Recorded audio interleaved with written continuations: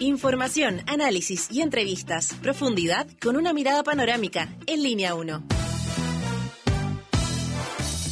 Buenos días, ánimo, fuerza. Hace frío, pero ni una miserable gota de agua dentro de este frente que venía, que parece que por lo menos Santiago no llegó. En una de esas algo cae. Se va cumpliendo aquello de un invierno frío y seco. Daniela Figueroa Videla, muy buenos días. Muy buenos días, Alejandro Guille Álvarez. Yo creo que hay un entusiasmo de tu parte, ¿no? Pecaste de entusiasmo. De optimismo. Es que si no llueve, no hay nieve. Si no hay nieve, no hay reservas de de agua. La sequía es lo peor. Sí, ¿no? Y está súper sucio el aire. Por lo menos se ve todavía la luna que ya está menguando luego de este plenilunio pasado. Me gusta eso. Sí. Martes 15 de julio, Alejandro Guillé, con aires a viernes. Un mini viernes. ¿Cómo? Sí, porque como mañana es feriado, nuestra jefa... ¿Cuál es esa obsesión por el viernes? Adivina por qué. No, me gusta trabajar, tú sabes, pero también me encanta tener tiempo para mí, para la casa... Para descansar también, para dormir un poco, ¿no? Si nosotros tenemos un horario bien sacrificado. A mí me va quedando menos vida que a usted, así que no tengo tiempo para estar durmiendo. Bueno, ya dormiré, el sueño de los justos. O de los injustos, qué sé yo. No de los justos en tu caso. Bueno, todas estas observaciones analíticas, filosóficas y de sentido, se pueden ustedes conocerlas por Línea 1, que se transmite por Radio Usacho 94.5, canal 50.2 de la televisión digital abierta, y se le parece poco, diariousach.cl, Santiago TV 50.1, Zapping 173, Mundo 522. Y aún así le quedan todas las redes sociales. Exactamente. Ya vamos a comentarles nuestra pregunta del día, no sin antes, a propósito de tu observación, ¿no? El frío que hay esta mañana, según la Dirección Meteorológica de Chile, tenemos a esta hora 1,6 grados. Totalmente húmedo porque está al 100%, así que también se siente más frío. Y la máxima tan solo de 10 grados, Alejandro. Y mira qué felicidad para ti, el ícono de una gota de lluvia por la tarde. Una lágrima en tu garganta, pero una gota en tu literal, garganta. No más que eso. Nada, no sirve. Miércoles, para ver el extendido, mañana que vamos a estar en la casa, nos vamos a guardar del frío, como se dice coloquialmente. ¿Cómo está mañana? Porque vamos a tener 0 grados de mínima, algo que se va a repetir el jueves, eso sí.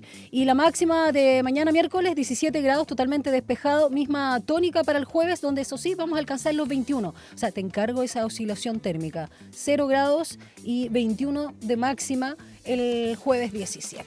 Así nomás. Vamos con la restricción. Restricciones 8 y 9, 6, 7, 8 y 9, respectivamente. Todo el mundo sabe a lo que me refiero, evitemos palabras de más. Voy a revisar las calles de Santiago. A ver, Transporte informa, región metropolitana.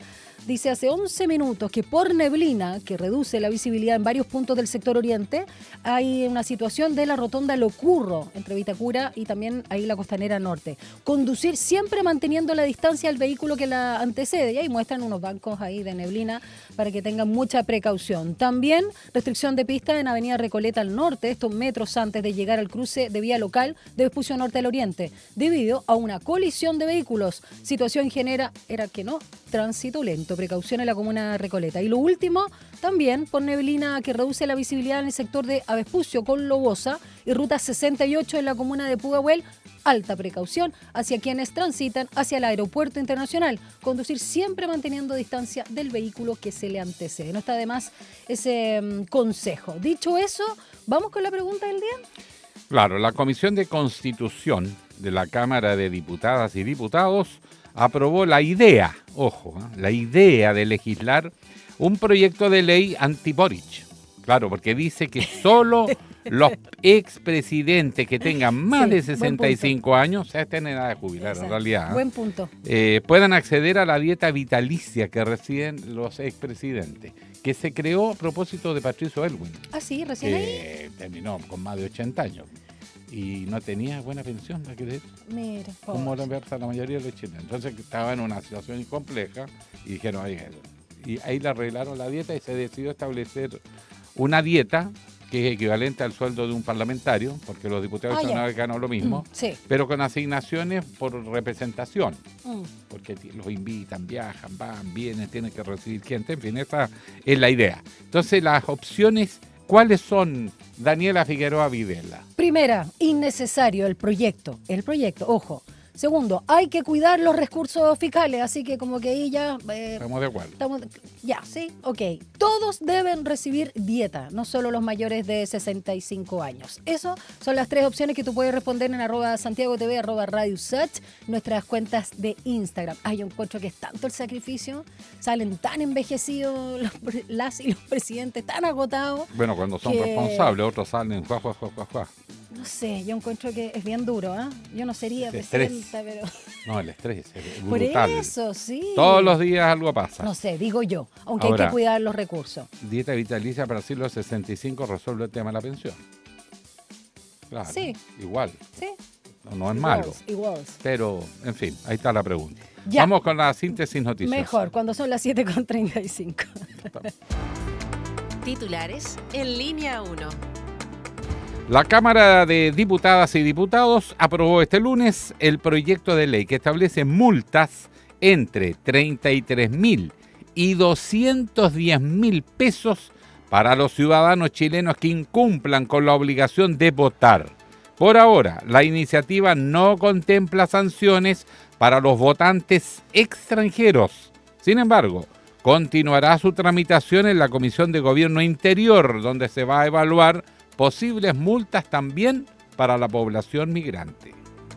La Comisión de Constitución de la Cámara de Diputadas y Diputados aprobó este lunes, en general, un proyecto que busca regular el acceso a la dieta vitalicia que reciben los expresidentes de la República, estableciendo, entre otras cosas, que solo los exmandatarios y mandatarias mayores de 65 años puedan contar con este beneficio. Con 8 votos a favor y 5 abstenciones, la instancia dio luz verde a la idea de legislar sobre la base de una propuesta presentada por la diputada Pamela Giles, que fusiona otras 10 iniciativas similares. El exalcalde de Recoleta, Daniel Jadue, y un grupo de exfuncionarios de la municipalidad fueron condenados a reintegrar más de 56 millones de pesos a las arcas comunales tras un fallo definitivo de la Corte Suprema que los responsabiliza por el retraso en el pago de cotizaciones previsionales entre los años 2015 y 2016. La Fiscalía solicitó una nueva orden de detención contra Osmar Ferrer, ciudadano venezolano y uno de los sospechosos del asesinato de José Felipe Reyes Osa, conocido como el Rey de Meix. Ferrer fue liberado el pasado 10 de julio mediante un documento presuntamente falsificado. El Ministerio Público abrió una investigación penal para verificar la autenticidad del documento judicial. El Tribunal Oral en lo Penal de Iquique comunicó este lunes las sentencias del juicio contra la cúpula del Tren de Aragua, encabezadas por Carlos Leandro González Vaca, alias Estrella. González, quien ingresó al país el año 2017 como turista y mantenía un trabajo formal como fachada, fue condenado a presidio perpetuo calificado por su responsabilidad en delitos como secuestro con homicidio, tráfico de migrantes y trata de personas con fines de explotación sexual, entre otros. 7 comunas de la región metropolitana presentarán suspensiones en el servicio de electricidad durante este martes 15 de julio. La medida fue anunciada por la compañía Enel como parte de sus trabajos programados y podría extenderse por hasta 7 horas. El corte afectará a sectores de las comunas de La Florida, Vitacura, Las Condes, Pedro Aguirre Cerda, Lo Prado, Estación Central y Recoleta. La tensión comercial entre la Unión Europea y Estados Unidos volvió a intensificarse luego del anuncio del presidente Donald Trump sobre la imposición de aranceles del 30% a productos europeos. Pese al tono confrontacional, Bruselas asegura que aún apuesta por el diálogo, aunque no descarta represalias económicas. El presidente de Estados Unidos, Donald Trump, amenazó ayer lunes al líder de Rusia, Vladimir Putin, con imponer aranceles de alrededor del 100% a su país si no se logra un acuerdo de paz en Ucrania dentro de 50 días. El mandatario estadounidense dio estas declaraciones al iniciar una reunión con el secretario general de la OTAN, Mark Rutte, en el despacho oval de la Casa Blanca. 7:39. Un diálogo a fondo. Entrevistas en línea 1. Antes de entrar a la entrevista, quiero hacer solamente una mención. Este lío que hay en este momento, porque fue liberado uno de los imputados por el crimen del rey de Meix, del barrio Meix, luego de recibir una supuesta orden judicial, y que va profundizando en la evidencia ciudadana de la corrupción que se está instalando en Chile por el crimen organizado. Fíjese que la Gendarmería recibió una disposición del tribunal por los canales regulares, una orden del juzgado de garantías, donde dice que este señor, imputado por crimen, debe ser dejado en libertad. Y Gendarmería, dado que fue por los canales regulares, dice haber dado cumplimiento a lo dictado por esta resolución judicial. Ahora, el estatus es que liberaron a alguien que no debería haber sido liberado. Y la Fiscalía Nacional tuvo que abrir una investigación por la liberación de Osmar Alexander Ferrer Ramírez, quien estaba en prisión preventiva por delito de robo con homicidio. No es un crimen menor. Y además, más grave, va a tener que investigar posibles delitos de falsificación de instrumento público o alteración dolosa de sistemas informáticos. Es decir, corrupción pura en el aparato estatal. Si alguien cree que esto todavía puede ser, no sabe el nivel de corrupción que ya el crimen organizado ha logrado penetrando las instituciones. Y a propósito de corrupción, fraude al fisco y otros delitos que se imputan, bueno, siguen saliendo a la luz nuevos antecedentes en el caso del diputado Joaquín Lavín León. A fines de junio, el Ministerio Público solicitó el desafuero del parlamentario, ex militante de la UDI, con el objetivo de formalizarlo por fraude al fisco, tráfico de influencias y negociación incompatible. La investigación vinculada al caso de su esposa, la exalcaldesa de Maipú, Katy Barriga, apunta al uso de facturas ideológicamente falsas, la designación de personas cercanas en cargos estratégicos y la presunta utilización de fondos públicos para financiar una plataforma de marketing político. También se hablaba de alcalde en las sombras o alcalde consorte. Y de esto vamos a hablar con Nicolás Reyes, periodista y coautor, junto a Diego Ortiz, del libro Fraude Rosa, publicado por Planeta. ¿Cómo estás, Nico? Yo patúa, Nicolás. Muy buenos días. Un poquito más. Don Nicolás. Hola, buenos días, Daniel, Alejandro. Don Nicolás, muy buenos Perdón. días. Hay cosas de estilo acá. Sí. Mire, acá hay, en la realidad supera todos los días lo que se va logrando, porque ya se había trabajado bastante la arista de las relaciones entre el diputado Lavín León y la complicidad con su esposa, la ex alcaldesa de Maipú, para defraudar al municipio. Pero ahora resulta que hay otros negocios que van por cuenta propia del diputado para tener beneficios, porque usaba una plataforma financiada con plata del Congreso, contra quien facturaba, pero era para hacer propaganda y obtener utilidades. Y le ofreció esta plataforma a la UDI. Cantidad impresionante de candidatos se dejaron asesorar por una plataforma que, bueno, estaba financiada de manera irregular. ¿Cómo va avanzando esta corrupción que parece que no tiene límites? Sí, ayer, por ejemplo, escuchaba en Stock Disponible, el programa de aquí, a un analista que decía que al final no estaba durmiendo, sino que estaba emprendiendo Joaquín Lavín. Y parece que es real, o sea, estaba finalmente siendo un poco un alcalde en la sombra, estaba finalmente armando un poco lo que era la alcaldía de Maipú, la administración de Barriga, y finalmente vemos que en el Congreso también estaba haciendo sus propios emprendimientos con plata del Congreso, que eso es lo más grave. Una persona que tampoco participó mucho en el Congreso en el sentido de que no tomaba mucho la palabra, no presentó proyectos de ley, que también se le acusaba de llegar tarde a las sesiones, entonces o no llegar. Es complejo que sea una persona que lleve ya 3 periodos dentro de la Cámara de Diputados. Nicolás, respecto al libro que ustedes empezaron a trabajar, tengo entendido por ahí por el 2019, también hay investigaciones que iban en paralelo a través de medios de investigación, entre ellos Interferencia. ¿Qué tiene de nuevo o de más completo respecto a la investigación que hizo Laura Landaeta con este libro llamado Katy Barriga, la perla negra de la UDI?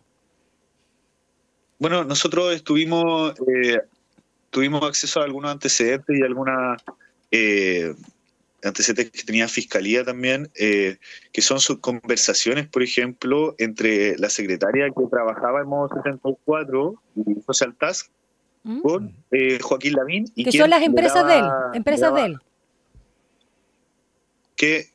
¿Qué pasó? No, perdona, que esas empresas que nombraste son justamente de Joaquín Lavín Jr., ¿no? Son su emprendimiento. Claro, exacto. Y es lo que Joaquín Lavín reclamaba, que no eran de él realmente, y en estas conversaciones o en estas declaraciones de la secretaria decía que finalmente ella recibía órdenes directas de Joaquín Lavín, lo cual lo relacionaba directamente. Y también tuvimos acceso a un reporte de la Unidad de Análisis Financiero que analizó las transferencias en efectivo que se le hicieron a Joaquín Lavín durante un periodo de tiempo, y levantó la alerta porque hubo más de varias transferencias en efectivo por más de $10.000. Entonces, también ahí hay una pata que todavía no sabemos bien finalmente cuál fue el fin de esos fondos, de esas platas que finalmente salieron del Congreso hacia Joaquín Lavín, y ahora sabemos un poco a la familia Lavín León. Era una pyme familiar aparentemente que se financiaba con aporte del fisco. Ahora, en este caso, él instaló un negocio con otra persona más, que es una plataforma digital que ofrecía asesoría y marketing a candidatos. Y hay por lo menos unas 70 figuras de la UDI que fueron candidatos entre el 2020 y 2021 y que, bueno, aparecen involucradas, consciente o inconscientemente. ¿Cuál es la magnitud de esto? Porque está afectando lo medular a un partido político, la UDI. Claro, es importante finalmente que la UDI se haga cargo también de qué es lo que está sucediendo acá en este caso, porque vemos que fue una base de datos que finalmente estuvo ocupándose para campañas políticas, con plata estatales. O sea, es una maquinaria que finalmente afecta mucho al devenir de la democracia. Entonces, la UDI debería responder sobre este tipo de acusaciones. Ahora Joaquín Lavín León renunció a la UDI, como un poco para desviar, yo siento, un poquito la atención de lo que pasó ahí, pero es un caso súper grave. La UDI también levantó la candidatura de Katy Barriga. Sí. Katy Barriga hoy en día acusada por fraude al fisco, falsificación de instrumento público, malversación de fondos. Entonces, de repente es súper fácil decir como no, nosotros no somos responsables de todo eso, pero hoy en día, como tú dijiste, más de 70 candidatos de la UDI entre 2020 y 2021 fueron partícipes de este emprendimiento, por así decirlo. También preguntarte, Nicolás, en relación al monto, porque inicialmente se habló de una pérdida de 33.000 millones de pesos desde la Municipalidad de Maipú por estas gestiones fraudulentas o estos ilícitos realizados tanto por Katy Barriga como alcaldesa, pero también ya en complicidad supuesta con su marido. Este monto parece que ya queda chico, ¿no? Porque al parecer es mucho más plata, por decirlo corto. ¿Tienen alguna actualización? Claro, ahí es difícil porque el cálculo es bien complejo, por eso la investigación ha sido tan larga. Muchas aristas. Por ejemplo, ahora, claro, tiene muchas aristas, y también el cálculo es súper complejo porque son montos a veces que son pequeños, pero que sumados se van aumentando.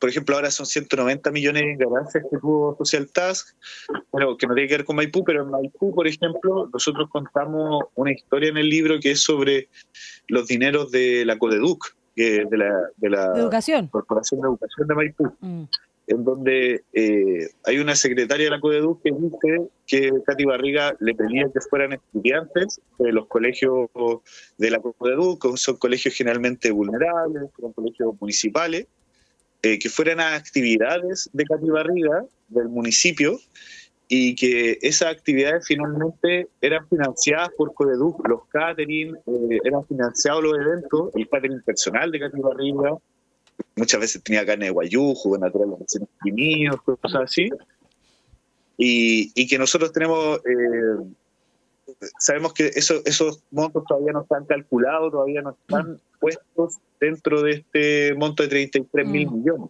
33.000 millones. Y ya es bastante grande. No, y es por lo bajo, porque me acuerdo que eran montos que estaban superando los 39.000 el año pasado cuando entrevisté a Laura Landaeta por esto. Bueno, ahora sí, ahí la fiscalía todavía no la ha formalizado por mayor monto. Ahora también, por ejemplo, o sea, es importante esperar lo que dice Fiscalía, porque nosotros conversamos con Tomás Bodanovich también para el libro, y él nos contaba que finalmente 33.000 millones para ellos en un plan, en el presupuesto de la municipalidad, es un monto altísimo. No sé, muchísima plata, sin Maipú duda. tiene un presupuesto como de 180 millones, o sea, 180.000 millones anuales, nos contaba, y finalmente el 60% se va en gastos fijos, y el otro 40%, la mitad, se va en gastos que se gastan diariamente. Entonces queda muy poco dinero para invertir o para hacer otra cosa. Y finalmente eso los dejó a ellos, por lo menos los 4 primeros años que estuvo Bodanovich, con un déficit financiero que lo obligaba siempre a hacer como maniobras para seguir como funcionando. También, por ejemplo, todas las deudas que generó Katy Barriga, finalmente se pagaron muchos intereses por sobre las deudas que estaban. Ahora, esto de los negocios de la familia Lavín, una característica de ambos, ¿no? Poca asistencia al trabajo, mucho uso de recursos en beneficio directo. Ahora, esta pyme que aparece aquí, de Joaquín Lavín es uno de los inspiradores, esta plataforma que vende servicios. No solo le vendió servicio a la UDI, les cobró.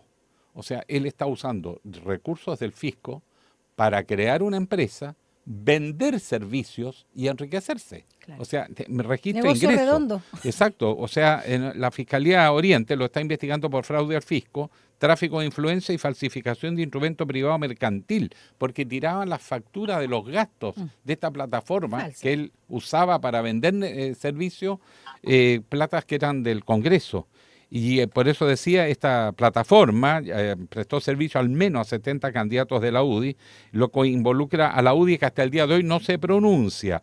Pero además, que era una empresa familiar, compromete a su propio padre, porque están los dos hermanos de él involucrados en este negocio, pero además esta plataforma hizo convenio con Panel Ciudadano, que es una encuesta que realiza la Universidad del Desarrollo y que fue fundada por su padre, Joaquín Lavín Infante. En otras palabras, se usa también a una universidad privada por la familia, ya no es solo él, o sea, es una pyme familiar, para este propósito que en el fondo no es prestar ayuda a su partido, o no solo, sino para obtener mayores ingresos. Aumentaron las cuentas y las adquisiciones de bienes por parte, por lo pronto, de Lavín Hijo, de una forma considerable, unas casonas y, bueno, intereses inmobiliarios. ¿Qué dice de lo que plantea todos estos antecedentes Alejandro Guilla? Son tantos, uno se agota. Sí, o sea, aquí, por ejemplo, vemos lo que es vivir del Estado, finalmente. No solamente siendo el sueldo de un funcionario, o sea, de un diputado, sino que más encima trabajando por él. Y un dato que no sé si Alejandro mencionó, que también para esta empresa también trabajaban funcionarios que estaban contratados para el Congreso, asesores de Joaquín Lavín. En efecto. Entonces, es gravísimo, y lo mismo que tú decías, Alejandro, o sea, es esperable que la UDI mencione algo de esto, porque no solamente son funcionarios que son militantes de la UDI, sino que también son electos por votación popular. Y amplia votación. Yo creo más grave todavía. Nicolás, y por último también, ¿cómo ves el rol, quizás desde las sombras, de Joaquín Lavín padre en todo esto? Porque sí sabemos que él aprovechó el éxito mediático, televisivo de Katy Barriga, una vez que ya estaba además pololeando con su hijo, bueno, luego se casaron, qué sé yo, estuvo detrás en todo lo que implicó llevarla a la UDI y por supuesto ya a la alcaldía como candidata, y luego ya cuando es edil de Maipú. Pero luego, ¿qué se sabe? Porque ha estado bien bajo perfil Joaquín Lavín, padre. Claro, ahí, por ejemplo, Joaquín Lavín León viene trabajando en candidaturas políticas desde el año 2004 con su mamá María Estela León. tienen una relación política que es muy antigua. Vienen trabajando juntos. Katy Barriga también empezó en política junto a Joaquín Lavín León y Joaquín Lavín padre. Entonces, creemos que también Joaquín Lavín debería pronunciarse sobre este tema. Hoy en día, hasta antes, yo siento que no podíamos saber realmente cuál era la injerencia de Joaquín Lavín padre dentro de esta pareja, pero hoy en día vemos una relación mucho más cercana también. Hay aquí una relación no solamente familiar, sino también de interés en el negocio. Cosa que lo hace mucho más grave y también como más cercana a esa relación como clan familiar que finalmente está usando fondos públicos para malversar fondos, con delitos de fraude al fisco. Ahora también nos quedaría dudar y saber qué es lo que pasó con Joaquín Lavín cuando fue alcalde de Las Condes, por ejemplo. Sí, en ese sentido hablan en el libro Fraude Rosa de la Escuela Las Condes, Vitacura y Lo Barnechea, que es algo que planteaba Laura Landaeta en su investigación. Claro, sí, totalmente, porque, por ejemplo, el mecanismo para defraudar que utilizó Katy Barriga es una modificación de decretos para eliminar finalmente como el control de las otras direcciones de la municipalidad en el gasto fondo. Eso también se realizó en Vitacura, por lo menos, y en Las Condes. Ha sido una práctica que ha utilizado la UDI en otro municipio. Entonces, la idea no vino de Katy Barriga, finalmente. Bueno, te queremos agradecer por haber actualizado toda esta información, Nicolás, que está afectando a este clan familiar que operaba como... Que afecta a Maipú, en realidad. Pero no solo al Congreso Nacional, no, compromete sí, a una universidad privada que no tienen por qué saber de dónde venía la plata ni cuál era la intención. Por lo tanto, estoy simplemente diciendo que estas cosas terminan siendo bombas de racismo. Y a la larga tenía que ocurrir lo que está ocurriendo, que se está destapando la olla. Lo que sí me llama la atención es la lentitud de la justicia en estas causas. Sí. Hay otras que por mucho menos, pero ni por el 10%, ni siquiera por el 2-3%, meten preso al alcalde, los denuncian, los destripan, los declaran. Y aquí una lentitud pasmosa. Bueno, y sobre todo con la figura de Joaquín Lavín León, porque Katy Barriga ya está en un proceso, ¿no? Nicolás, las últimas palabras. Es una formalización que se viene anunciando hace mucho tiempo, que ahora sabemos que va a ser pronto, pero también esperamos que sea más rápido quizás la acción de la justicia y que pueda también llegar a buen puerto. Nicolás Reyes, periodista y coautor junto a Diego Ortiz del libro Fraude Rosa, que lo encuentran por Planeta, casi 200 páginas de una ardua investigación. Muchas gracias por haber conversado con nosotros esta mañana en Línea 1. Muchas gracias a ustedes. Chao, gracias. Que vaya bien. Hola. Cuando faltan 2 minutitos para las 8, vamos a una pausa y ya regresamos.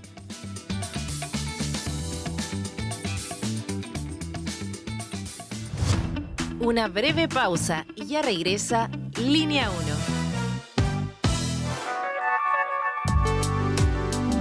1. Es la hora en Radio USACH. 7 de la mañana y 58 minutos. ¿Buscas un respiro en medio de la ciudad? Ven a Parquemed, el pulmón verde de Santiago. Conéctate con la naturaleza y disfruta de la cultura y el deporte. Súmate a nuestras actividades al aire libre, visita nuestros jardines y recarga energías con una vista única de la ciudad. Descubre Parquemed, un parque de todos y para todos. Más información en www.parquemed.cl y en nuestras redes sociales @parquemedminbu. Gobierno de Chile. Chile avanza contigo.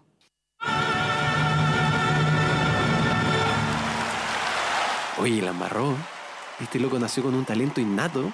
O sea, eso es un mito. Hay gente que quizás como este loco tiene una predisposición para ciertas cosas, pero en realidad el arte se basa en el estudio, en la práctica y no sé, horas y horas de ensayo, de formación, de aprender teoría, de equivocarse. A él le gusta All You Need Is Love. Las influencias culturales. De lunes a viernes, 11 de la mañana, por Radio USACH y Santiago Televisión.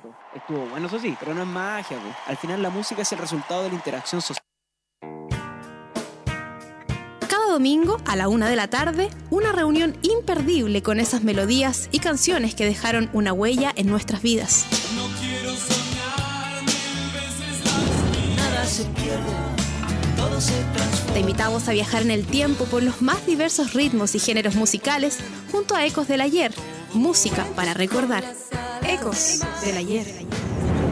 No lo olvides, Ecos del Ayer, cada domingo a la 1 de la tarde por Radio USACH. Nuevas voces.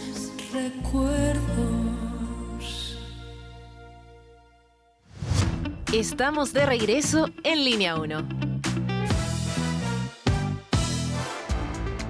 Titulares en Línea 1. La Cámara de Diputadas y Diputados aprobó este lunes el proyecto de ley que establece multas entre 33.000 y 210.000 pesos para los ciudadanos chilenos que incumplan con la obligación de votar. Por ahora, la iniciativa no contempla sanciones para los votantes extranjeros. Sin embargo, va a continuar su tramitación en la Comisión de Gobierno Interior, donde se van a evaluar posibles multas para la población migrante. La Comisión de Constitución de la Cámara de Diputadas y Diputados aprobó el lunes en general un proyecto que regula el acceso a la dieta vitalicia de los expresidentes, estableciendo, entre otras cosas, que solo los mandatarios mayores de 65 años pueden contar con este beneficio. Eso fueron 8 votos a favor, 5 abstenciones. La instancia dio luz verde, por lo tanto, a la idea de legislar sobre la base de una propuesta presentada por la diputada Pamela Giles, que fusiona otras 10 iniciativas similares. El exalcalde de Recoleta, Daniel Jadwe, y un grupo de exfuncionarios de la misma municipalidad fueron condenados a reintegrar más de 56 millones de pesos a las arcas comunales tras un fallo definitivo de la Corte Suprema que los responsabiliza por retrasos en el pago de cotizaciones previsionales entre 2015 y 2016. Gendarmería de Chile rechazó en forma categórica la versión que apuntaba a que la liberación de uno de los principales imputados vinculado al asesinato de José Felipe Reyes Osa, llamado el Rey de Meix, por medio de una orden judicial falsificada, los haya afectado a ellos. La institución dice que no existió ninguna vulneración informática de su servicio. También confirmó que colaborará plenamente con el Ministerio Público, el cual tiene que investigar si hubo o no una alteración dolosa en el proceso de envío del documento que permitió la excarcelación del imputado, que ahora buscan desesperados los policías. El Tribunal Oral en lo Penal de Iquique comunicó este lunes las sentencias del juicio contra la cúpula del Tren de Aragua en Chile, encabezada por Carlos Leandro González Vaca, alias Estrella. González, quien ingresó al país en 2017 como turista y mantenía un trabajo formal como fachada, fue condenado a presidio perpetuo y calificado por su responsabilidad en delitos como secuestro con homicidio, tráfico de migrantes y trata de personas con fines de explotación sexual, entre otros.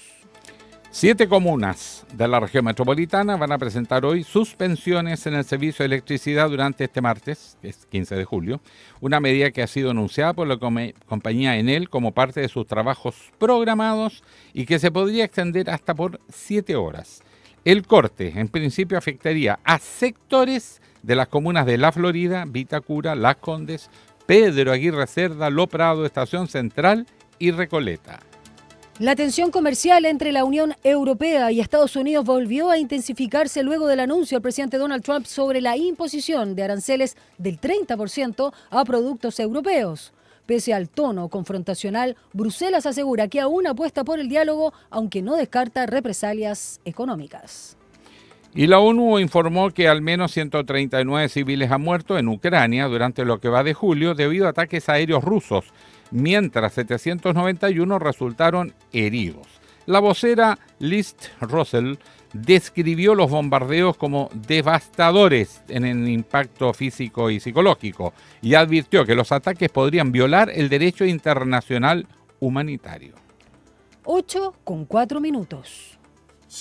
Un análisis profundo y con contexto. Llegamos a Estación Editorial. Vamos a abordar un tema bien complejo en nuestro país, porque ya empieza a ser comprometedor y vergonzoso. ¿Cómo va a reaccionar Chile como país? ¿Cómo va a reaccionar su clase dirigente como país, el mundo empresarial, frente a la arbitrariedad que está mostrando Donald Trump en el manejo de las relaciones internacionales? Y para dar un ejemplo solamente, estaba viendo las noticias que llegan de Brasil, y dice que el presidente de Brasil, Luis Ignacio Lula da Silva, firmó el decreto que reglamenta una ley de reciprocidad aprobada previamente por el Congreso, o sea, con pleno respaldo político, y que le permite a Brasil adoptar contramedidas para responder al anunciado aumento del 50% de los aranceles que puso Donald Trump, con una arbitrariedad que no tiene límites. Porque dice que hay un déficit en contra de Estados Unidos en el intercambio. Falso. Es a favor de Estados Unidos, por poco, porque son relaciones bastante equilibradas, pero técnicamente Estados Unidos vende más de lo que compra. Y segundo, y esa es la verdadera intención, castigar a Brasil porque la justicia está a punto de dictar condenas contra el expresidente Jair Bolsonaro y una cúpula militar que intentaron un golpe militar, grupos de ultraderecha brasileña, cuando perdieron las últimas elecciones presidenciales. Y Lula se encacha, o sea, toma la decisión de enfrentar esta situación. Mientras tanto, uno ve cómo está reaccionando nuestro país frente a este hecho y es todo lo contrario. Hay ciertos sectores de la derecha y sobre todo el mundo empresarial que están más que preocupados por el último anuncio, porque se habló del cobre, 50%. Y sobre todo porque afecta a la estatal Codelco, que es la que más vende a Estados Unidos, y sobre todo porque vende cobre fino. Porque obviamente lo que quiere Estados Unidos es hacer más caro el cobre fino chileno para incentivar a que las fundiciones y refinerías norteamericanas tengan una mayor posibilidad de ellos procesar los productos. Cosa que hacen por lo demás los países asiáticos. China, por ejemplo, tiene fundición y refinería, nos compra concentrado cobre. Y lo cual ha generado un desescalamiento en las cadenas de valor, digamos las cosas como son. Bueno, en ese escenario, la pregunta es, ¿qué opina la derecha chilena de esto? ¿Respalda a Donald Trump? Hay políticos, particularmente de extrema derecha, que han hecho todo tipo de elogios a las políticas de Trump y dicen que es el camino a seguir. Y frente a toda esta ofensiva, lo aplauden o guardan silencio. Pero yo sé que muchos empresarios están preocupados por el cobre, por la fruta, por los vinos y por todos los productos que Chile exporta, porque esa arbitrariedad puede afectar a todos los productos. Y ojo, no vengan con el cuento que la culpa es de Boric, porque dicen que como condenó la invasión o los bombardeos israelíes en la Franja de Gaza, o con una masacre que no tiene precedentes desde la Segunda Guerra Mundial, o que Chile ha emitido opiniones que molestan y quiere integrarse a las BRICS. Bueno, ocurre que todos los países del mundo han hecho lo mismo, sí, y todos los países que exportan cobre están sufriendo lo mismo. Por lo tanto, no es Boric, el tema es la arbitrariedad de manejo de las relaciones internacionales. Por lo tanto, ¿cómo se plantea el Estado chileno? Hablemos con seriedad frente a este hecho. Y tenemos un entrevistado para hablar de eso. Exactamente, que es crítico, incluso de su sector, por mezclar la política exterior con la interna. Estamos con el senador de Renovación Nacional, Francisco Chaguán, ex integrante de la Comisión de Relaciones Exteriores. Senador Chaguán, ¿cómo están? Muy buenos días. Hola, buenos días, ¿cómo están? Un abrazo grande a cada uno de ustedes, a todos los auditores de la radio USACH. Gracias, qué ánimo que tiene, senador, me gusta su ánimo. Siempre Francisco Chaguán, ¿sí?, llega de ánimo. Pero arriba. Nos levantó del ánimo, me encantó. Sí. Me encantó. Senador, hola. Sí. Muchas gracias, Alejandro. Entremos... Pero además, ¿cómo no vamos a estar...? Claro, adelante. ¿Cómo no vamos a estar ofuscados? Además, Alejandro, por la situación de inconsistencia de la conducción de la política económica de Estados Unidos. Mire, para poder entender lo que está ocurriendo hoy día, tenemos lo menos a 100 años atrás, cuando el año 1930, Smoot y Hawley crean la Smoot-Hawley Act, que eran dos senadores americanos que en plena crisis del 29 generaron la mayor escalada arancelaria que se recuerde, donde para poder enfrentar la crisis del 29 pretendieron justamente generar aranceles a más de 20.000 productos, lo que agravó la crisis del 29 de manera significativa y que fue derogada justamente por Roosevelt el año 33. Pero luego, a principios de los años 60, pretendieron poner freno a la importación de productos automovilísticos, automóviles particularmente de Alemania y en forma muy especial la Volkswagen, Y efectivamente Estados Unidos logró crear 2.400 puestos de trabajo, pero a un costo que pagaron justamente los consumidores americanos a razón de $80.000 por cada empleo creado. Pero luego también el propio Trump, en su primer gobierno, su primera administración, en el tercer año de gobierno, intentó poner aranceles a los lavadoras provenientes de México. Y eso hizo disparar los precios de las lavadoras y las secadoras en Estados Unidos, y quienes terminaron pagando justamente las alzas fueron los consumidores americanos. Esto es no entender nada de los efectos que producen las barreras arancelarias en el comercio exterior y para el propio Estados Unidos. Porque si uno pudiera analizar lo que era China hace un tiempo atrás, porque estas barreras arancelarias se instalan en un contexto de guerra comercial entre China y Estados Unidos. China ha desarrollado la industria manufacturera como nunca antes. Y además, China ya no es un país que compra y copia, sino que es un país que desarrolla patentes. Si uno analizara tan solo el mercado de las registros de patentes, uno ve cómo anualmente China está registrando más de 2.000 patentes versus un décimo de lo que hace justamente Estados Unidos, alrededor de unas 200, con suerte. Entonces estamos hablando efectivamente de que la economía cambió y que Estados Unidos ha vuelto a añejas recetas para los efectos de poder generar un contrapunto desde el punto de vista de resolver su déficit fiscal. El problema que tiene Estados Unidos es que no tiene la capacidad de mejorar la competitividad de su economía versus lo que han hecho otros países que sí se han atrevido. Y en ese contexto es que respecto de las barreras arancelarias que ha puesto Estados Unidos, nos parece paradigmático que cuando nos reunimos con Xi Jinping, con el presidente Xi Jinping o con el vicepresidente chino, cuestión que hemos hecho en varias oportunidades, que China o el primer ministro japonés o las autoridades coreanas de Corea del Sur nos digan que ellos son los garantes del libre comercio, mientras Estados Unidos intenta poner justamente barreras arancelarias y que además finalmente infringe un principio básico para nuestros países como Chile, que Chile, que es uno de los países más abiertos del mundo, que tenemos 34 tratados de libre comercio con el 88% del PIB mundial, ha puesto su foco del crecimiento, particularmente del PIB de nuestro país, en el comercio exterior y en el cumplimiento de las reglas del juego. Pero lo que ha hecho Estados Unidos sí, es infringir y quebrar todas las reglas del juego del comercio exterior. Pero en este escenario que es tan evidente, yo lo comparto todo lo que usted ha señalado, además resulta contraproducente, más el cobre que, bueno, tienen stock, pero aguantaron un tiempo, no generan todo el cobre que necesitan y esos proyectos demoran mucho tiempo en fraguarse, por lo tanto disparate en los pies, estoy de acuerdo. Pero, ¿qué opina en su sector político, en la derecha más liberal, en el mundo empresarial, las políticas de Trump? ¿Lo siguen admirando? ¿Lo respaldan? ¿No lo respaldan? ¿Nunca lo han admirado? ¿Cuál es la actitud de la derecha? ¿Por qué no se manifiesta una posición clara de unidad nacional para enfrentar eso? Yo espero que esa unidad nacional para enfrentar la arbitrariedad en el manejo de la política comercial finalmente se imponga. Y yo espero también que en mi sector se entienda que respecto de la política comercial y particularmente en materia de relaciones exteriores no se hace política interna. Y yo diría que acá hay mucho, hay mucha ignorancia respecto de cómo se manejan justamente las relaciones internacionales.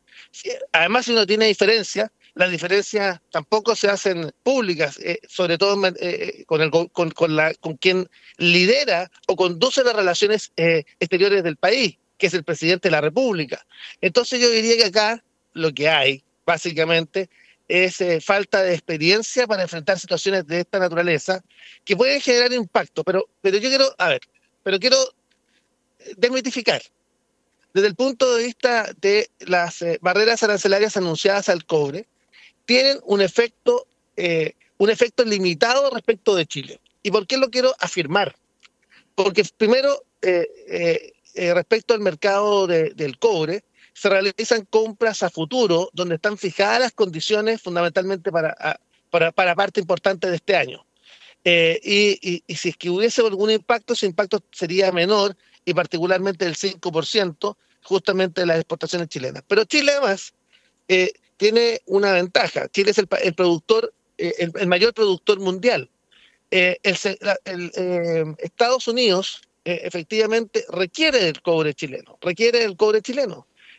sobre todo en una escalada de conflictos bélicos o de incertidumbre,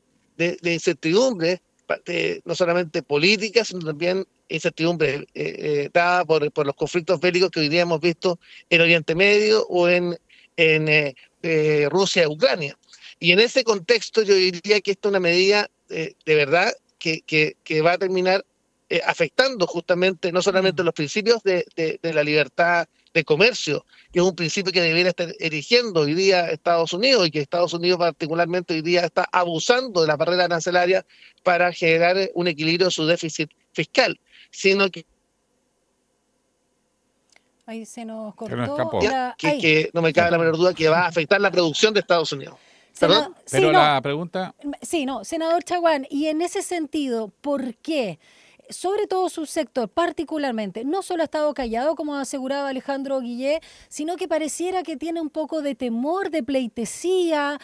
Hay algo con el tío Sam y la figura de Donald Trump y Estados Unidos en general, porque hemos escuchado voces críticas, bueno, usted es una excepción dentro de su sector, respecto a estos aranceles o esta forma de hacer economía interna y externa para negociar, para lo que sea, con toda la incertidumbre, incluso locura que pueden hablar algunos, un disparo a los pies. Pero la derecha no habla de diversificar, de soluciones tampoco en los candidatos presidenciales. Bueno, es que tenemos un debate presidencial muy chato, desde el punto de vista de las ideas. Sí. A mí me gustaría que se entendiera que las únicas posibilidades que tienen países como el nuestro, ¿no?, es diversificar su economía. Mire, yo soy presidente del Comité Chileno Emiratí. Estuve 14 años abriendo las posibilidades de un acuerdo comercial con Emiratos. Finalmente logramos suscribir el CEPA, que está tramitándose ahora en el Parlamento. Emiratos Árabes. Estoy también empujando el comercio exterior con Arabia Saudita y también con la India. Eso habla efectivamente que países como el nuestro tienen que diversificar su economía. Y si usted me pregunta desde el punto de vista de lo que está haciendo el presidente Boric en esta materia, es una estrategia acertada desde el punto de vista de diversificar las economías en medio de incertidumbre comercial. En ese contexto es que yo vuelvo a insistir, acá tenemos que seguir instando a suscribir acuerdos de libre comercio con otros bloques comerciales. Y a mí me parece que lo que ocurre fundamentalmente con Brasil, que es el principal receptor de inversión extranjera de Chile, particularmente en el contexto de Sudamérica, por supuesto que es una relación que también tenemos que cuidar. Entonces, yo diría que acá hay desconocimiento y hay poca capacidad de entender que a Estados Unidos le interesa poco. A Estados Unidos le interesa poco América Latina. Y se lo quiero refrendar de la siguiente manera. Como presidente de la Comisión de Relaciones Exteriores en su momento, recibí a la Comisión de Relaciones Exteriores del Senado americano que vino a Valparaíso. La Comisión de Relaciones Exteriores del Senado americano vino a Estados Unidos, vino a Valparaíso y se sentaron frente a nosotros. Y nos dijeron, mire, acá ustedes tienen que hacer un screening de inversiones, para decir, olvidarse de la inversión china. Yo le dije, mire, el problema que tenemos con ustedes es que ustedes se olvidaron de la inversión en Chile y en América Latina. Y yo le quiero señalar, se lo dije al presidente de la comisión, hace 10 años está en su comisión el tratado que impide la doble tributación con Estados Unidos y Chile, y ustedes no lo han tramitado. Bueno, Bob Menéndez en ese momento se comprometió a sacarla en 90 días, cuestión que cumplió, pero eso suponía que podría venir una ola de inversiones de Estados Unidos a Chile, cuestión que no ocurrió. A diferencia de lo que hicimos con China, a mí me tocó también en otro periodo como presidente de la comisión, también de la Comisión de Relaciones Exteriores, sacar adelante en un día y medio el acuerdo que impedía la doble tributación entre China y Estados Unidos. Perdón, entre China y Chile. ¿Y qué ocurrió? En ese minuto había 4 veces más inversión chilena en China que China en Chile. Escúcheme, 4 veces más inversión chilena en China que China en Chile. Y a partir de la firma del acuerdo que impedía la doble tributación, logramos equiparar esas cifras. Y se produjo un desembarco de inversión extranjera de China en Chile. Eso habla efectivamente de que acá cuando hay voluntad y cuando hay interés, se produce comercio exterior. En el caso de Estados Unidos, no hay interés, fundamentalmente por América Latina, salvo un bloqueo, fundamentalmente algunas potencias como a China. Nosotros no somos un país práctico, un país que no puede hacer screening de inversiones. Somos un país que en definitiva vive de su comercio exterior. El comercio exterior da más de 1.700.000 empleos en Chile. El comercio exterior influye de manera gravitante en el PIB, en el crecimiento del PIB. Por tanto, yo diría que acá lo que no se requiere es alinearse con una u otra gran potencia en medio de un conflicto de incertidumbre internacional. Y por eso yo sostengo que lo que se ha hecho desde el punto de vista de la conducción de las relaciones exteriores, y particularmente desde el Ejecutivo, pero también desde la Cancillería, nos parece acertado. Diversificar la economía chilena es una pieza importante, clave, relevante y que tenemos que cuidar. ¿Y cómo relacionarse con el BRICS? ¿Perdón? Con las BRICS. ¿Cómo relacionarse con el BRICS? Sí. Mire, nosotros tenemos que relacionarnos con todas las economías. Y ahí también el presidente Boric estuvo muy bien en la reunión a que asistió del BRICS, porque primero hizo el contrapunto respecto de la grave vulneración a los derechos fundamentales al atacar Israel a la Franja de Gaza, produciendo un verdadero genocidio en vivo. También enrostró a Rusia desde el punto de vista de su guerra ofensiva en contra de Ucrania, y también marcó un contrapunto respecto de Irán, desde el punto de vista de condenar justamente los ataques iraníes a Israel. Por tanto, me parece que desde el punto de vista de la presencia del presidente Boric en la reunión del BRICS, estuvo impecable desde el punto de vista de condenar cualquier relación bilateral que infrinja los principios del derecho internacional y también del respeto sustantivo a una política que considera los derechos humanos como una piedra angular de las relaciones también internacionales. Por tanto, a mí me parece que la política exterior no debe llevarse a una campaña electoral, sobre todo cuando no hay espaldas suficientes. Imagínense que el programa de gobierno de José Antonio Kast en la elección anterior, cuando pasó a segunda vuelta y tuvimos que intervenir el programa, señalaba que había que salirse de la ONU. Ese era el programa de gobierno de José Antonio Kast. Ya vamos a hablar me da un poco de vergüenza, me da un poco de vergüenza ajena que finalmente no se entienda que acá países como el nuestro, que son dependientes del comercio exterior, establezcan como un principio rector de su programa de gobierno, vuelvo a insistir, de la anterior campaña, salirse de la ONU, tal cual. Sí. No estoy Senador, vamos a entrar ya en la política electoral, pero solo quiero detenerme en un tema que usted hizo hincapié, senador, en relación, porque ahora le está, digamos, poniendo flores, aplaudiendo, que lo ha hecho bien el presidente Boric en materia de relaciones exteriores, lo cual podemos compartir muchos también. No así todo su sector, y usted ahí marca la diferencia. Pero donde usted sí está enojado, al parecer, con el presidente Boric, o al menos su gobierno, es con el tren de Santiago a Valparaíso, que no se va a hacer en este periodo. Háblenos ahí, bueno, tan cansado. Yo espero que el gobierno, y ayer tuve una reunión con la ministra de Obras Públicas, Jessica López. Yo espero que el gobierno entienda que proyectos como el tren Santiago-Valparaíso, incorporando incluso los dos trazados, vale decir, el trazado por Tiltil y el trazado por Casablanca, son absolutamente necesarios. Mira, acá se requiere cumplir con la meta logística de que el 30% de la carga que se traslada a los puertos, tanto el puerto de Valparaíso y el puerto de San Antonio, se realiza por vía ferroviaria. Y esto es muy importante por los colapsos de la Ruta 68 y la Ruta 78 proyectados en el tiempo. Entonces, a mí me parece que acá no se puede seguir jugando con la región de Valparaíso, una región que está abandonada por los distintos gobiernos, por los distintos últimos gobiernos, y por eso es tan importante entender que acá se requiere que a Valparaíso no quede abandonado a su suerte. Y yo quiero señalar, mire, yo creo que era muy importante que asumiera la alcaldía.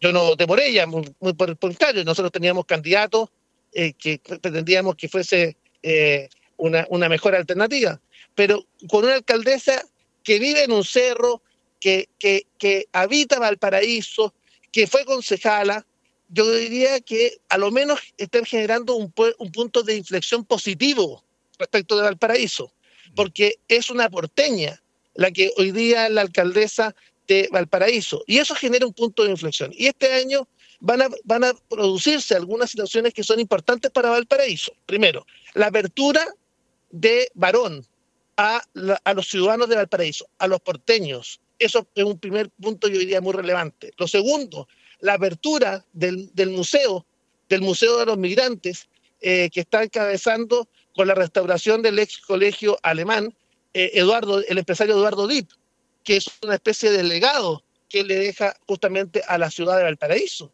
Yo espero que la recuperación de los ascensores, tal como en su momento me tocó intervenir para que las empresas de trolebuses no abandonaran Valparaíso y se quedaran en Valparaíso, que son vitales. Entonces, yo le quiero señalar que Valparaíso implica la necesidad que no se lo abandone a su suerte. Nosotros hemos dicho que estamos tan cerca del cielo, de Santiago, pero tan lejos de Dios, tan lejos de las políticas públicas. Tan lejos de Dios y tan cerca del diablo. Oiga. Una ciudad como Valparaíso necesita apoyo del Estado. Y por eso nosotros volvemos a insistir que el tren Santiago-Valparaíso es fundamental y nosotros no vamos a necesitar un no como respuesta. Una pregunta corta, ¿cómo va el megapuerto del Pacífico? Porque perfectamente se puede resolver con un complejo portuario que es San Antonio, Valparaíso, Quintero, en fin. ¿Eso ha avanzado o está trancado? En San Antonio, que es el principal puerto de Chile, se ingresó justamente el adendum en el sistema de evaluación ambiental, que es fundamental para continuar y cumplir con los plazos. Creemos que es fundamental frente al puerto de Chancay en Perú tener efectivamente un complejo portuario que se complemente, y por eso yo señalo que es tan importante acá tener un complejo de un megapuerto en San Antonio, con una extensión del puerto de Valparaíso, con un terminal 2, y adicionalmente complementado con el puerto de Ventana, Quintero Ventana. Por eso es tan importante entender que se requiere complementariedad en la generación de políticas portuarias. De los 26 libros que he escrito, al menos 3 dicen relación con políticas portuarias y con la actualización del Plan Nacional de Puertos. Y es fundamental entender que la capacidad portuaria de Chile es clave pensando en nuestra relación con Asia-Pacífico. Chile no solamente ofrece a nuestros vecinos puertos de salida, sino que puertos de llegada, entendiendo claramente que nuestra economía es una economía abierta. Y lo que está avanzado, muy avanzado, y yo creo que se va a alcanzar a inaugurar durante el primer trimestre del próximo año, es el corredor bioceánico entre Muriño y el puerto de Mejillones, en el norte. Sí, esto también es una cuestión bastante relevante, que va a hacer que Paraguay se transforme en el centro logístico del Cono Sur, fundamentalmente porque un país mediterráneo se transformó en un país bioceánico, básicamente porque supo aprovechar la oportunidad que no aprovechó Bolivia, porque tuvo que alterarse el trazado para no pasar por Bolivia, porque Bolivia pretendía que toda la carga que pasara por su territorio fuera en transporte boliviano, cuestión que yo lamento, porque ahí Bolivia perdió una oportunidad muy importante para conectarse con el desarrollo de América del Sur. Disculpe que lo lamentablemente interrumpa. Tomar una decisión equivocada. Sí, solo en pos del tiempo, senador Francisco Chaguán, agradeciendo su análisis y sobre todo su conocimiento de lo que nos está compartiendo, que no es algo muy habitual tampoco en nuestros entrevistados. quiero preguntarle ya política electoral, ¿cómo ve a su candidata? ¿Cómo ve a Evelyn Matei? No solo por la baja sostenida, déjeme terminar el punto, en la CADEM, donde está en tercer lugar, sabemos que es fluctuante esto y es una fotografía del momento, también con todos los errores no forzados, como dicen, ¿no? Que hubo con los cambios de comando, con declaraciones de ella, y ahora la figura de Diego Paulsen, que ha sido criticado por la UDI por sus declaraciones en relación a Kast. Entonces, como jefe de campaña, quiero preguntarle cómo la ve, porque hay muchas críticas que parecieran que se está debilitando. A ver, primero quiero señalarle que hay un tema incluso más relevante y que cruza justamente aquello. Y voy a aprovechar de hacer el anuncio en este medio. Ya. Estamos frente a una campaña de desinformación, de alteraciones, de intervenciones de la propia candidata Evelyn Matei por parte de los mismos bots que finalmente pretenden debilitar la imagen de Evelyn Matei. Y frente a eso, nosotros hemos decidido presentar una querella en contra de quienes resultan responsables, apuntando fundamentalmente a páginas que han estado generando una campaña de desinformación. Los videos que muchas personas han visto y que han hecho que incluso se cuestione la salud mental de la candidata, son alterados desde el punto de vista son editados y alterados, buscando justamente generar una situación malintencionada que no corresponde a la realidad.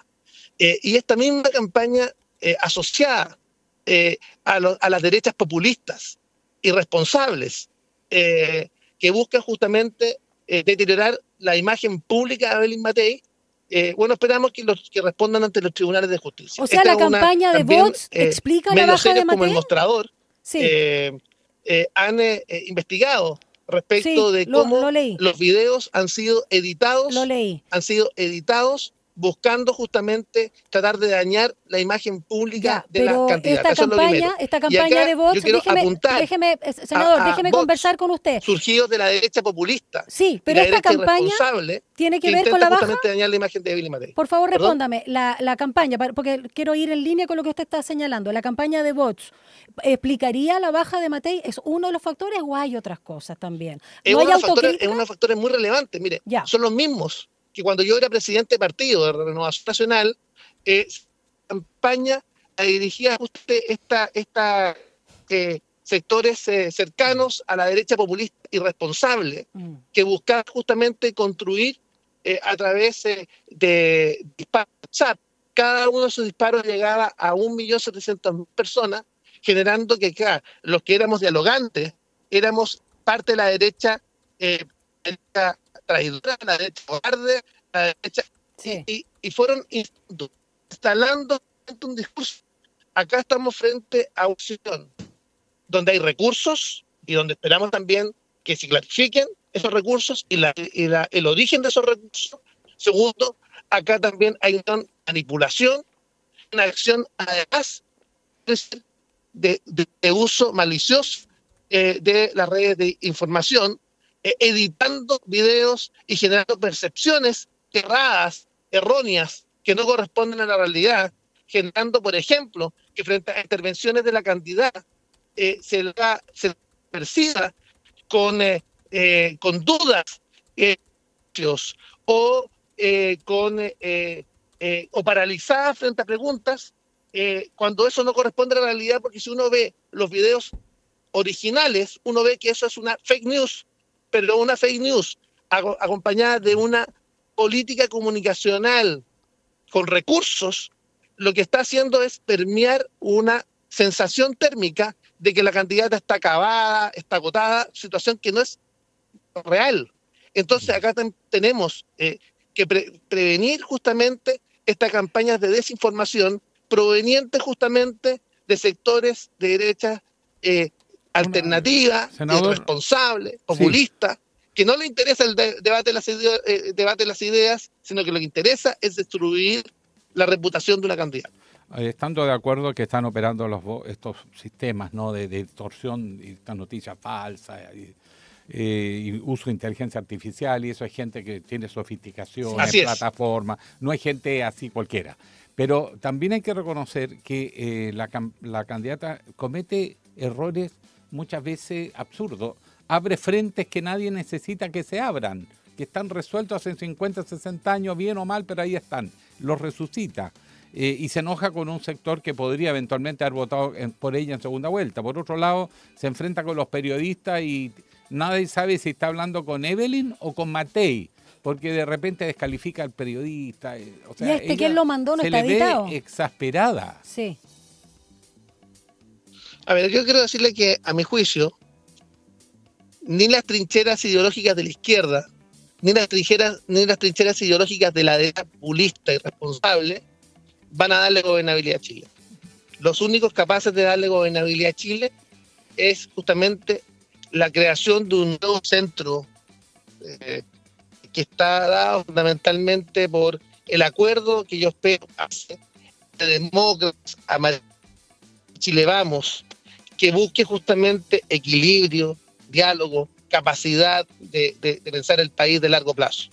Y usted ve cómo finalmente los economistas del socialismo democrático han rehusado justamente parte de la campaña de Janet Jara. Y quiero decirle abiertamente, a nosotros nos parece que la derecha alternativa populista tampoco le hace bien al país.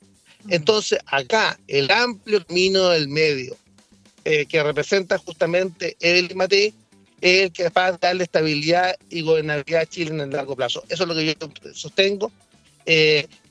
Vamos a lanzar en el día de hoy justamente nuestro programa de gobierno en la sede de Renovación Nacional a las 19 horas, y eso habla efectivamente de un programa de gobierno equilibrado, de un programa de gobierno que entienda que el país lo construimos entre todos, que acá se hace sin exclusiones, ni de uno ni de otro, y que cómo somos capaces de entender que Chile lo construimos todos. Todos invitados, ¿no? Los que quieran todos llegar. Invitados, todos cordialmente invitados. Muchas gracias. Muchas gracias, senador Francisco Chaguán. Gracias, Francisco. Un abrazo grande, que les vaya bien, hasta luego. Gracias. Chao. Cuando usted está disponible para poder estar vamos con a cobrar usted. la palabra. Un abrazo grande, hasta luego. Gracias. Chao. Solo mencionar a Alejandro Guillé respecto que sí, es verdad, si están estos software y que editan y muestran una imagen, pero solo quiero comentar que más allá de los que tú habías señalado, estos temas que pone en torno a la dictadura y hablar de lo inevitable, de las muertes, de las atrocidades de la dictadura, en fin, y otras cuestiones, este último video que se mostró, ya quien lo mandó, era un punto de prensa, no estaba editado, o sea, se vio casi en vivo, casi, diferido, como se diría. Sí. Cuando alguien le cuestiona la cantidad de gente, porque siempre hacen close-up para que se vea mucha gente y son 4 pelagatos, les pasa a todos los candidatos, pero le ha pasado últimamente a la candidata Evelyn Matei. Pero... Y ante una pregunta, no a todos, tú tenías mucha gente a tu Mucha, pero no votó. Bueno, ya sabemos lo que pasó. Vamos a una pausa mejor, ¿no? Sí, mejor no nos metamos en este berenjenal. Ya. 8:38.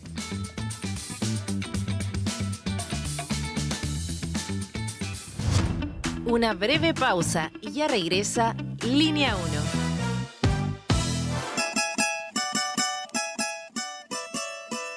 A Hora da Saudade.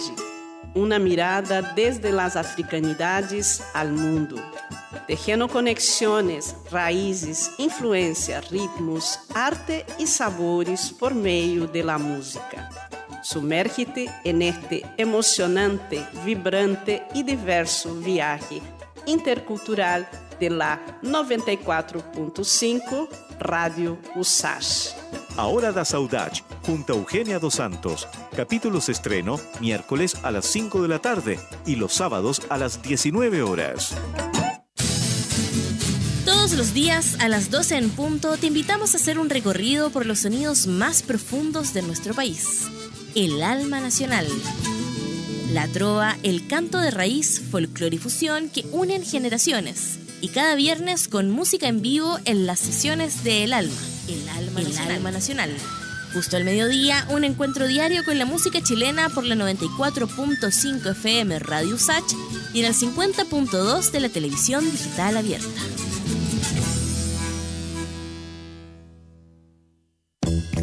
nuevo arte de leer no pasa de moda en Radio USACH. Siempre estamos leyendo miradas, intenciones, entre líneas y muchos libros. Novedades de todos los géneros, formatos y estilos. Novelas, ensayos, poesía, historia. Autoras y autores consagrados y emergentes. De editoriales independientes y masivas. Nada se nos escapa en Frecuencia Literaria. Porque compartir lecturas es compartir mundos. Sintoniza con nuestra Frecuencia Literaria cada martes y jueves a las 17 horas por la 94.5 FM Radio USACH. Hola, soy Daniela Valdés, periodista del Departamento de Extensión USACH y del sello Aula Records, y los dejo a todas y todos invitados a que sintonicen los lunes y los viernes a las 9 de la noche Atlas Musical de Chile, un espacio donde estamos revisando un disco chileno, ya sea de nuestra discoteca, de nuestro sello o recomendaciones que llegan al programa. Hemos estado con ensambles de cuerdas, solistas, grupos de cámara, nuestros elencos artísticos, entre otras composiciones de artistas nacionales. Sintonicen entonces lunes y viernes a las 21 horas aquí en Radio USACH. Les esperamos.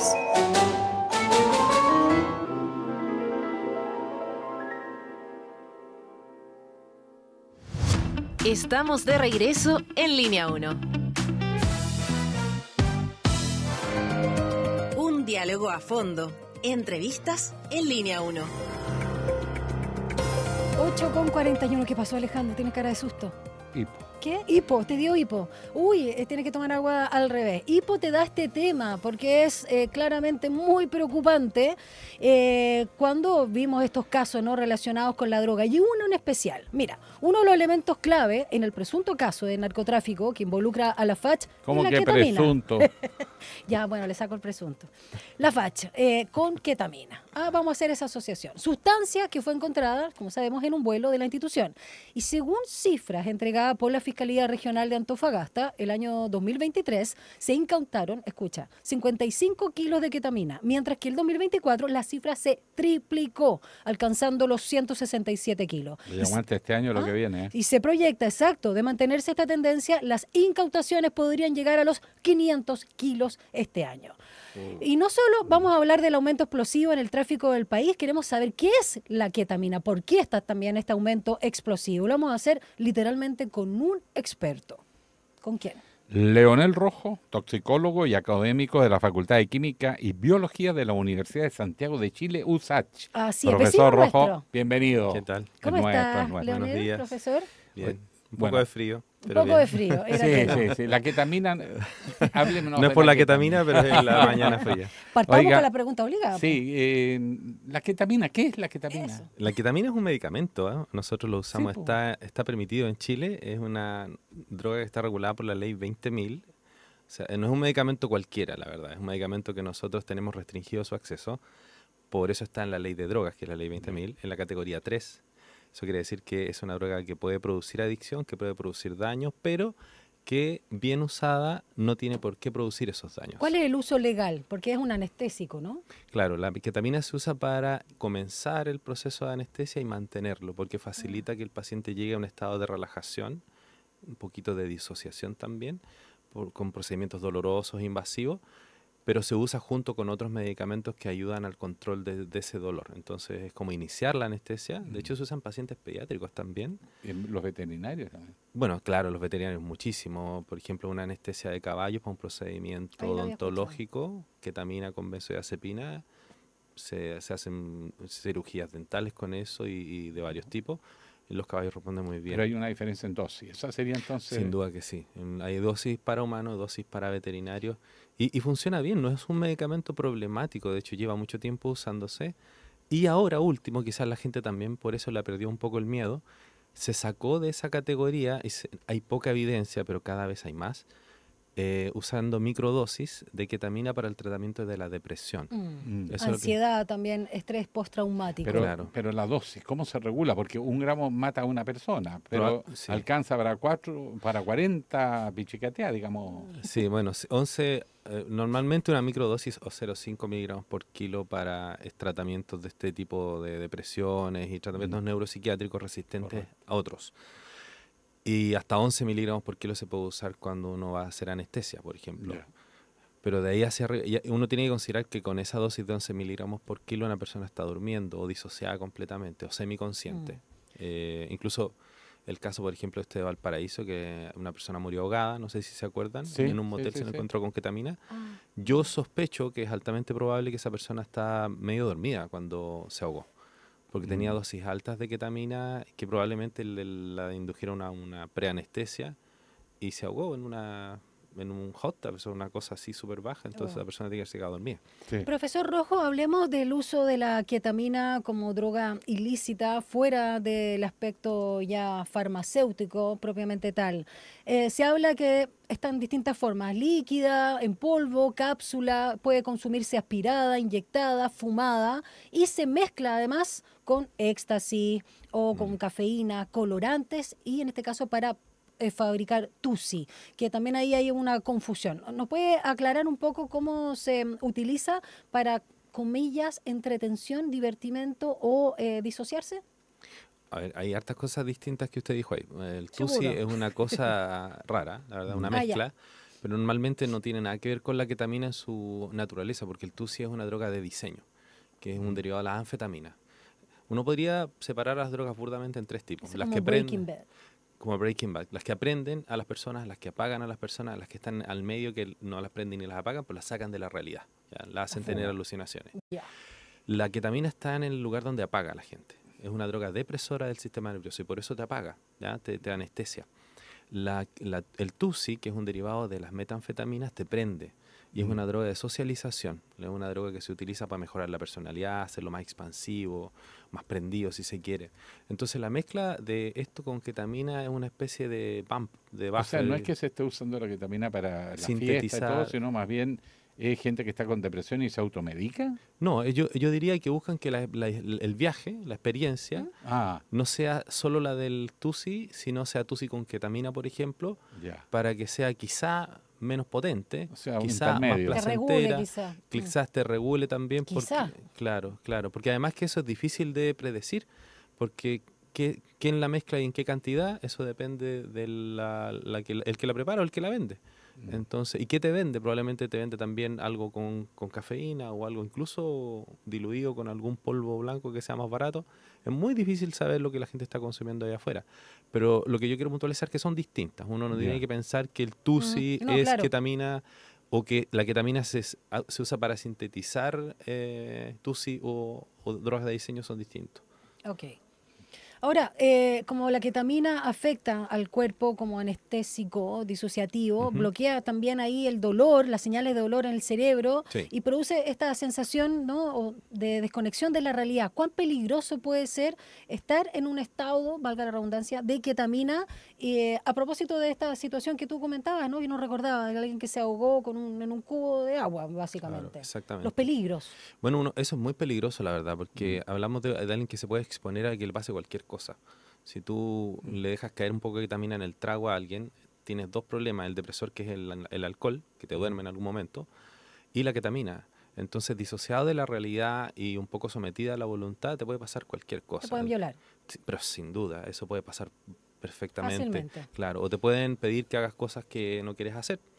Y como la ketamina baja un poquito todas las defensas, te baja un poco las alertas, es un riesgo desde ese punto de vista. Otro riesgo es la depresión respiratoria, las alteraciones en los usuarios crónicos de infecciones urinarias, la dependencia física y psicológica también.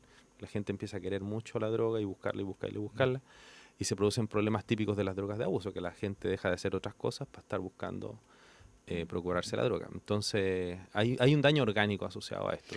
Ahora, entiendo, por ejemplo, cuando una persona tiene depresión, hay medicamentos que se lo recomienda el médico, esperar, no el psiquiatra, psicólogo, qué sé yo. Psiquiatra. Pero el tema está en que toma un tiempo. No es que se le tomó y se pasó al malestar. Dicen que la ketamina al revés, te produce efecto muy rápido. Es la promesa, ¿ya? ¿No es tan así? No es tan así, yo creo que le falta evidencia a eso. Está recién empezando ese campo de investigación y no tiene tanta evidencia como para que confiemos en eso todavía. Y la depresión es una enfermedad que, como tú dices bien, tiene tratamiento, pero se demoran de un mes por lo menos. Uno no puede, por ejemplo, fluoxetina, sertralina y esperar que al día siguiente uno se sienta mejor. como la ketamina, cuando la inyectan, el viaje solo te hace sentir un poco mejor y tú cuando llegas, bueno, quizás medio renovado por la experiencia, la gente asocia ese efecto placentero temporal a una recuperación. Pero de eso no hay mucha evidencia, no hay suficientes pacientes. Todo el mundo sabe esto, que cuando un medicamento es nuevo o un medicamento antiguo se usa para algo nuevo, hay que tener evidencia, dos cosas, que funciona y que no hace mal, eficacia y seguridad. Y para eso hay tiempo. Y eso falta, pero hay mucho, eso por ejemplo la FDA desde el 2024-25 lo está empujando un poco para eso, porque hay presión de los psiquiatras. Hay psiquiatras que ya lo están usando. De hecho, existe una forma nasal que es ketamina. La ketamina tiene dos formas químicas, dos isómeros, es un enantiómero, una cosa rara química, pero no, la ketamina tiene una variación química, que es la esketamina, que es mucho más potente, y se ingresa por la nariz en forma nasal. Y esa la están usando mucho para esto, porque la vía nasal es muy rápida, es casi como la endovenosa. Los vasos de la nariz están muy comunicados con el cerebro, y esa se está usando un poco para estos temas de microdosis y tratamiento antidepresivo. O sea, en el fondo todo apunta a que el cerebro no registre un problema. Sí, por supuesto. Te baja las defensas y tú le bajas las defensas de alerta. Eso es lo que estás haciendo. Las drogas en general afectan directamente también ahí el comportamiento por la actividad cerebral. Pero quiero detenerme, es súper interesante lo que acaban de señalar, y lo decía Alejandro, ¿no? Por el alto margen de ganancia que ofrece la ketamina y esta efectividad con estos dispositivos nasales, de alguna manera, estos puffs, si se quiere. De 1 gramo, entonces, como decías tú, puede obtenerse hasta 40 dosis. Y eso es lo que atrae a los cárteles transnacionales, a las bandas locales. De hecho, el fiscal Castro Becchios dijo que en Antofagasta incluso hemos tenido homicidios y secuestros vinculados a quitadas de ketamina. O sea, esta es una droga, a diferencia quizás de otra, un poco más transversal y más natural, como es la marihuana, que está vinculado directamente con el crimen organizado y con delitos de alto calibre, y además es muy, muy rentable.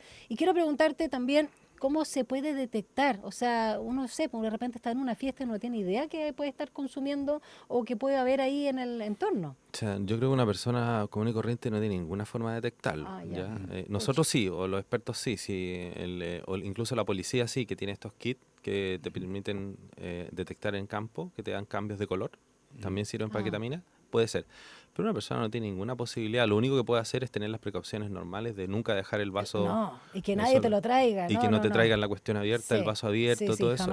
Eso es la precaución única, porque una vez que tú lo consumes, es difícil darse cuenta la diferencia entre una alta dosis de alcohol y el sabor tampoco va a cambiar mucho.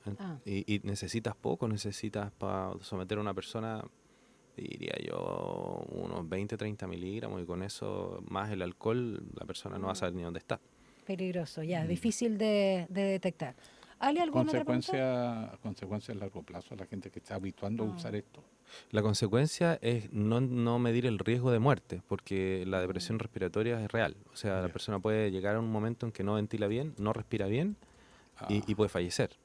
Y lo que le pasó, pues si no está muy lejos, el caso que comentamos antes, esta persona no tuvo conciencia y en un jacuzzi, que el agua te llega hasta acá, tampoco es tanto, esa persona cayó adentro y se ahogó. Porque no tiene, ya está en el estadio preanestésico, que es que no estás consciente. Ya que estamos, pasó de moda el fentanilo, estuvimos tan alerta ahí respecto al ingreso de esta droga. De moda los medios. No, yo creo que exactamente. Los medios, nosotros tenemos estas ondas de atención a una droga y a otra, pero por detrás de nosotros y debajo está circulando con mucha fuerza, y esa es la razón por la que uno no tiene que bajar la guardia. Pero sabes que esto abre un debate que quizás podríamos en algún momento tocarlo en otros programas, y es cómo deberíamos tratar las drogas en la sociedad. Deberíamos ser honestos y decir, oye, tengamos como lo hacen en Europa del Este, los adictos tienen una forma de proveerse la droga, no están en el mercado negro, los tratamos como pacientes, y entendemos que la sociedad va a invertir en abordarlo de esta manera. Y abrimos la discusión, porque cada vez que nosotros abramos la discusión, nosotros en la facultad siempre hacemos esto. De hecho, yo soy el director del diplomado en cannabinoide. Cuando abrí el diplomado aquí en la facultad me dijeron, me van a enseñar a fumar, y ahora se van a abrir diplomados en psilocibina, porque cómo aborda la sociedad las drogas de abuso y su relación con las sustancias químicas es algo que hay que hacerlo con apertura y con academia, porque no se van a ir. Porque además, una apreciación, no sé si hay estadística, pero somos un país que está consumiendo demasiadas drogas. Estamos tan mal de la cabeza que ya no vivimos si no estamos poniéndonos algo en el cuerpo. Todo el mundo quiere la pastilla mágica, la que te tranquilice, la que te baja de peso, la que te desestresa. Sí. Todo el mundo. Porque cerrar la boca. Claro. Esa es la mejor pastilla. La que se pone en los dientes y no se abre la boca. Claro, esa que se... ¿Cómo se llama? La gotita, con la gotita. Todos somos muy dependientes de la pastilla mágica. Ese es un debate que hay que abrir en la sociedad. No existe. Es más difícil, pero hay que ir hacia el estilo de vida. Te vamos a dejar invitado y comprometido, Leonel Rojo, para poder hablar de esta situación de cómo se puede permitir legalizar hasta cierto punto para no abusar, disminuir ahí también o cerrar de una, ¿no? El negocio del narcotráfico, el mercado negro, como se ha hecho en la historia. Hay que desafiar a los candidatos presidenciales a que... El trago, el cigarro también. ¿Cómo lo van a combatir? Que se pronuncien los candidatos presidenciales. ¿Qué van a hacer? Interpelemos. La única que tiene algo que decir, porque está en conversación directa con la fundadora de Daya, que es la diputada Casmuri, es la candidata Janet Jara, porque los otros no han dicho nada hasta el momento. No han dicho nada, es que un tema no es fácil. Y con la marihuana nomás, en todo caso. No, y además tiene prejuicio. Entonces, en una campaña que dices una frase y te etiquetaron... ¿Qué te parece que están mandando a todos a hacer test de droga? Me parece bien. ¿Te parece bien? Sí, ¿De la autoridad? Me parece bien que seamos honestos. Está bien. Ya. Pero que no tomen leche antes, porque dicen que tomando leche... No. Con los de pelo no hay forma. Tú no puedes mentir con los de pelo. No. Ya, pero un centímetro de candidato, pelo... Sí. Podemos hablar un día de eso en otro programa. Sí, ¿sabes qué? Me empezó a gustar el tema. Gracias, Leonel. Toxicólogo académico de la Facultad de Química y Biología de la USACH, Leonel Rojo. Y nosotros tenemos acá un super café y casino que se llama Heisenberg. Heisenberg. Haciendo publicidad gratis, ¿no? Pero que está bueno Heisenberg, el protagonista de Breaking Bad. Gracias, Leonel, que te vaya súper bien. De nada. Chao. Chao. Faltan 3 minutos para las 9. Vamos con las actividades de esta jornada de 15 de julio. Pero así rápido. Las noticias que marcarán la jornada. Ahora, la agenda del día. Bueno, ya partió la sesión del Congreso a las 8:30. La Comisión de Hacienda de la Cámara está iniciando la votación del proyecto que crea un nuevo instrumento de financiamiento público para estudios de nivel superior. Algo que nos compete. Y en estos momentos en Iquique, también se realiza la audiencia de formalización de los 5 funcionarios de la Fuerza Aérea dados de baja por presunto tráfico de ketamina. Ahora, en unos minutitos más nomás. A ver. Juicio oral contra 18 imputados, 10 de ellos médicos, principalmente colombianos, por presunta emisión de licencias médicas falsas. Eso en el 7º Tribunal del Juicio Oral y lo Penal de Santiago. Y a las 11:30, el presidente Gabriel Boric encabeza la puesta en marcha de más de 300 nuevos buses eléctricos para el Gran Santiago, junto al ministro de Transporte, Juan Carlos Muñoz, el ministro de Vivienda, Carlos Montes, y la ministra de Medio Ambiente, Maysa Rojas. Lo prometió y nos dijo también aquí el ministro Muñoz y se va a hacer realidad. Vamos con el resultado de la pregunta del día. ¿La ley anti-Boric? Sí, claro, bien. La Cámara de Diputadas verdad. y Diputados aprobó la idea de legislar un proyecto de ley para que solo los presidentes con más de 65 años puedan acceder a una dieta vitalicia. ¿Qué dijo el honorable? Eso, ¿qué les parecía? Frente a la medida, el 50% de nuestros encuestados y encuestadas considera que el proyecto era innecesario. El 31% manifiesta que se deben cuidar los recursos fiscales y el 19% que todos deberían recibir la dieta. Ya, pero no les gustó el proyecto, el 50%. Ya, pues nos fuimos. Uy, déjame ver la temperatura, para ver cómo está, para nuestra reunión de pauta que se viene ahora. Uy, 3,4 grados. Está helado. ¿Qué Sí, pero igual que frío. Bueno, nos vamos. Profesor, nos fuimos. muchas gracias. Daniela, profesor. como nunca. Gracias, Alejandro. Alejandro. La ¿Qué número era? autocomplacencia. ¿Era el 3? ¿Cuál era? ¿Cómo era tu gesto? Sí. Ese era tu gesto. Tú sabes que el 3, significa tantas cosas. Metalero. No, es metalero. Ya. Bueno, Colo-Colo en los buenos tiempos. Ahora el Colo le va quedando uno. No, corte. Ya, vamos. Rodrigo Alcaíno con una nueva edición de Enlace USACH. Chao.